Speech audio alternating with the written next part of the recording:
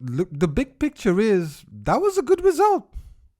That was a good result, all things considered. Going into that match, I think yes, we obviously feel frustrated that we couldn't get the 3 points, especially in that second half, because we really battered them in that second half. Let's make no mistake about it. Absolutely, City couldn't breathe. It was, as Pep Guardiola said, it was like a tsunami. It was relentless, one on top of the other, and the other. And I'm sure Jurgen Klopp would have thought, you know what, considering the staff that's available, considering the players I have at my disposal, if we get a result today, that would be good, considering that Arsenal won. So that's why I'm sitting here today, the day after, the morning after the day before, because this is what I decided to make these videos not immediately in the aftermath, especially because, considering that it's Liverpool, it's Jurgen Klopp's last dance, I really wanted to remove myself a little bit from the emotion so that I could at least have a day or at least a couple of hours to really assess what I was watching and what was there anything new that I learned. And if there's anything new that I learned, I think it's a way forward. And there were many things that I thought I learned about our team. It was the first time that Jarrell Kwanzaa was in such a big game, massive game for his career. To go up against Haaland, and Bernardo Silva, and Kevin De Bruyne and those ilks. I could see Virgil was constantly talking to him, shouting at him, kind of thing. He must have been, when he saw that he was gonna start. I can't imagine the amount of pressure that you as a young kid would feel. But again, him and Conor Bradley stood up and really is emblematic of Jurgen Klopp's reign this year, where there's this fearlessness about it, and that permeates through the team as well. You can see it in the players that there's no fear. They play without fear. They play with heart and emotion. And if this was maybe the beginning of the season, and probably I said it in the beginning of the season, maybe we were a bit too emotional, but you got to throw it all in. I mean, yesterday, that second half performance was the best I've seen us play against City. Absolutely, without a shadow of a doubt. The fortitude and the monsters. People keep talking about this mentality monsters things from Liverpool, and it is absolutely like that, because to go one goal behind again, the story of our season, right? To go one goal behind, and look, that goal was pretty smart from City. It was pretty cool. I'm not gonna lie. I was thinking that maybe they needed to take the goal over, but when I watched it again, and I saw Nathan Ake drawing our defense out, and exposing John Stones, that was pretty fucking cool. So you know what? Fair play. Can't really knock the hustle. That was a great goal from them. But it felt a little bit against the run of play, because that first 20 minutes, I mean, City was killing us, right? And then the next 10 minutes, I think they scored on 35 minutes or 34, and it just felt a little bit like going against the run of play. But for this team to not let their heads drop, to come out again in that second half and score very early, mind you, a fantastic penalty by Maka. The pressure, my God, the pressure was immense. Obviously, it was a brilliant ball. Mo Salah had come on. It was the brilliant ball by him to Darwin Núñez, who goes through one goal, and Edison brings him down, and it's a penalty. And Maka stepping up and dispatching that with authority and purpose. That's what I like to see. He was fantastic. McAllister was fantastic. I mean, look, Maka was sublime. Endo. Can we just take a minute to talk about this guy? Endo going up against Rodri. This people listen. In no world, right? In no world does Endo dominate Rodri, Man City's Rodri. If you said that 6 months ago, that is what you were going to see, that Rodri had no lungs, Endo basically just harassed him. Fucking was like on him like a cheap shoot. He had nowhere to go. Endo just was just snuffing out. You think you got a little spark over there? Endo comes like this and he goes, boop, puts it out. Oh, you think you got something? Boop, Endo puts it out. What a signing. He's absolutely just grown in confidence, grown in stature. And that's the one thing I'm going to miss really the most about Jurgen Klopp's teams is that, you know, there was no ready-made superstars, you know. Or not a hell of a lot of ready-made superstars. And Endo, for me, falls into that mold of Andy Robertson, Diogo Jota, people with a lot of potential, but with just the right coaching and guidance and development. Fantastic. And at 31, everybody was saying there's no ways he can come into the Premier League and do bits. And you know what he did? He fucking owned Rodri yesterday. So hold that, okay? All those people who are like, Rodri's a bit... Hold that. But fantastic.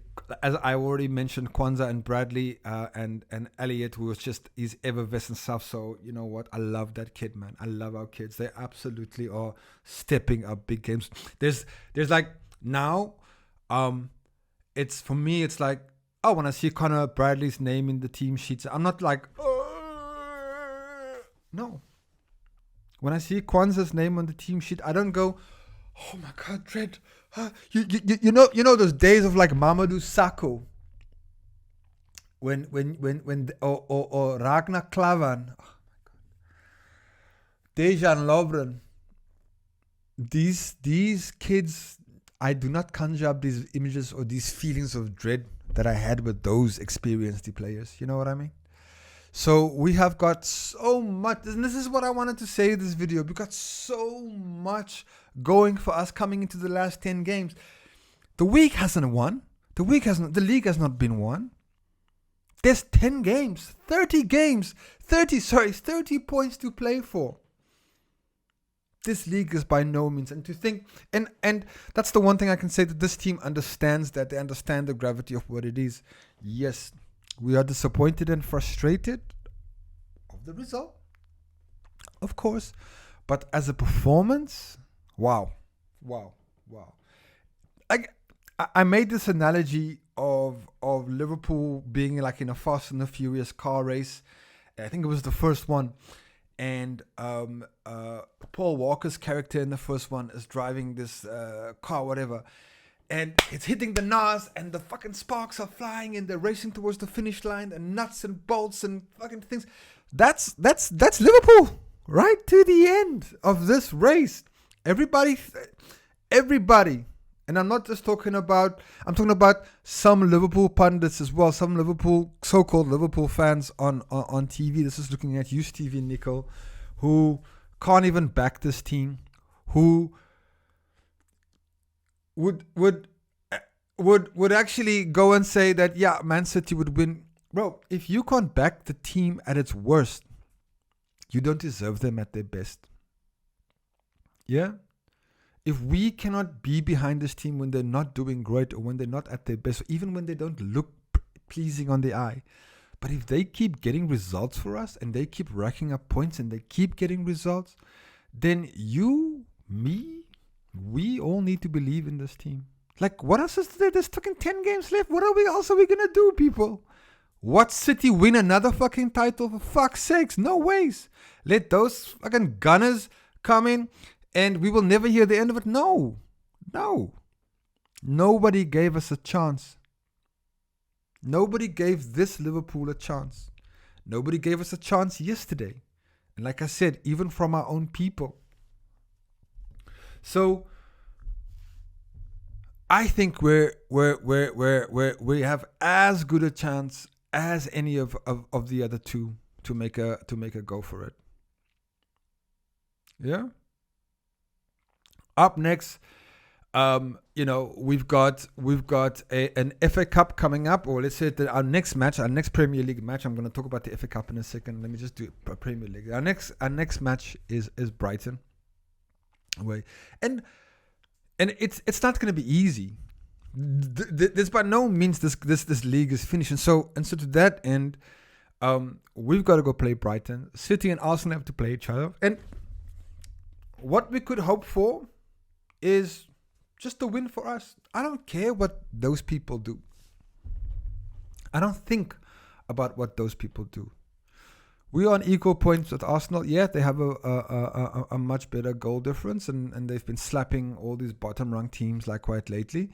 But we can also do that. We can also come and do that. We are by no means out of this. And so let the Arsenal fans support their, I don't know, probably they're having like a fucking bus parade now for being in first place with 10 games to go. You know how they are. Anyway, it's not about Arsenal. But that being said, though, Reds, what a result. I know we're frustrated. Look, I even want to go and talk about the fucking referee because there's no point in that. It's not going to change the result. Yes, it was Michael Oliver, and he is by definition, from what I've seen, very favorable towards Manchester City. I'm not going to talk about the penalties or anything like that. I've actually just felt that we had enough chances to win the game, irrespective of what happens with the referees, because we must know by now, and that's all I'm going to spend. We know by now, the PJMOLOL, those fucking douchebags, dickheads. Let's call them that. Let's call them what it is, dickheads. And run by their ringleader, nipplehead Mark Webb. This is what we're dealing with, people. Incompetence. But they're incompetent for everybody. So, you know what? At least that's the one thing they are really good at being bad. So we leave it at that. Okay, so Reds, let me know what you think. I'm fucking optimistic. I absolutely see us really going for it this season. We still have Alisson to come back. We still have Trent to come back. We still have Jota maybe to come back. Salah is getting more game time, and hopefully he can get up to speed really, really quickly. So what a fantastic end to the season. Look, it's going to go down to the wire 100%. But I'd rather be here than where we were last season. Remember last season, how fucking mental I went with 10 games left to go? For me, this season,